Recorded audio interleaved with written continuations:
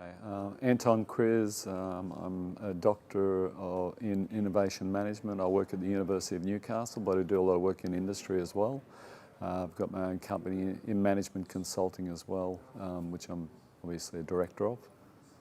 Yeah, the sort of research that I've been involved in and working on currently is really around regions and regional innovation systems, and looking and trying to understand how innovation operates within a region. So, I've been involved in a number of projects with government and industry, particularly on the central coast of New South Wales and Newcastle in New South Wales, but which has taken me into areas like Tasmania, and looking at the implications for those regions, how we can improve their innovation capacity, how we can drive those regions further. So in many ways, my research is bridging the action research component as well, because I get in there and actually do work in practice to actually change and improve these areas. But there's a heavy body of theory around what I do and how I go about it, and involve PhDs in that process as well to get them experience. But yeah, it's been very interesting, enjoyable.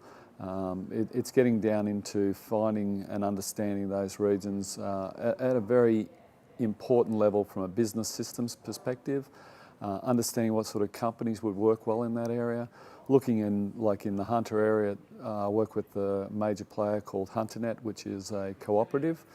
I've done a lot of their work in strategic planning and development for them, and we're currently looking at a whole range of things and actually trying to improve those companies and match some of the characteristics in Germany, and try to understand how those top companies in Germany, they're called hidden champions, and whether we could do that in Australia. The type of information I gather, is we have survey instruments. I'm generally a qualitative researcher. I believe in deep research with case studies, etc. But I use quant where needed, and particularly in that area where we're doing trying to analyse these companies, we're using a survey instrument.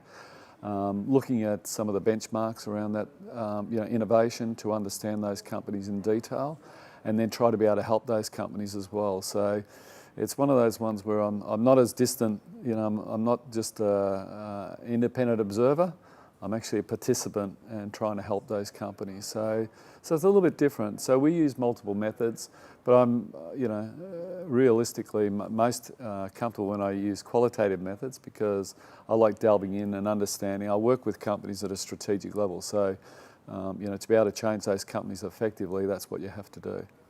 Yeah, the things that I'm finding with companies is, I think it ultimately comes down to leadership. So leadership becomes a very important perspective. The willingness to learn of an organisation and trying to interpret and understand that. If you can't, I feel now that if I find certain companies without certain characteristics, and really often that is at a senior level, that they're not there and they're not sufficient, then I'll probe further and work harder on trying to understand what the problems are. But there are certain companies that I've decided now that you may have to walk away from because they've not got the capacity to actually make change. So that's a really important implication, and I'm very observant of that now, and I try to work that out at an early enough stage. But it's a bit of a learning by doing process as well. You can't just go on. You have to work with people to get a better understanding before you can make those changes.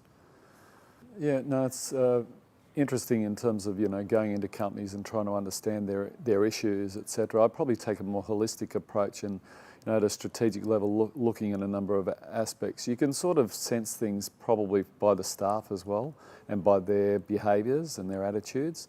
What a leader might tell me, or what a CEO might tell me, and what is actually happening on the ground actually can often be two different things. So, I suppose that comes over time, and with working with different projects, one of the things that is one of the research strengths that I've had is working a lot in China. So my PhD was on interpersonal trust in Chinese business. So those sorts of things teach you a lot of lessons about characteristics. Not only about culture, about other countries, but actually about your own culture as well. And so, you probably build up a sensing, seizing sort of understanding of how these companies operate, and then start to work out, and some of that's probably intuitive. It's not, that's something that an early researcher is not going to understand. or may not have the capability to do. So, you know, that's one of the characteristics. So even in personal interviews, I probably talk too much myself, but then having said that, some of my students realise that I'm able to probe into areas that they don't have the knowledge to even ask those the questions. I think Peter Druck was good at asking the right questions. It's not about giving the right answers.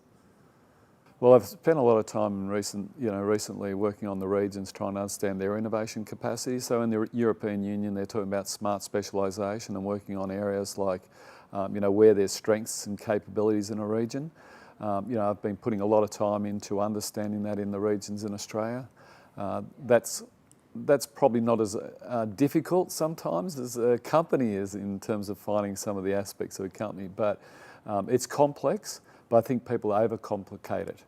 And I often, I really treat regions like an organisation. And, if you know the hardest part is to work out the who's who in the zoo and the lay of the land. And that's really the most important thing. And I've been doing research around the readiness factor of those regions to actually change, and then working through that process. We've had successes, but you also will have failures in that. When you're making change in regions, it's not just a straight line, everything's going to work perfectly, nothing's going to happen, you don't have any issues.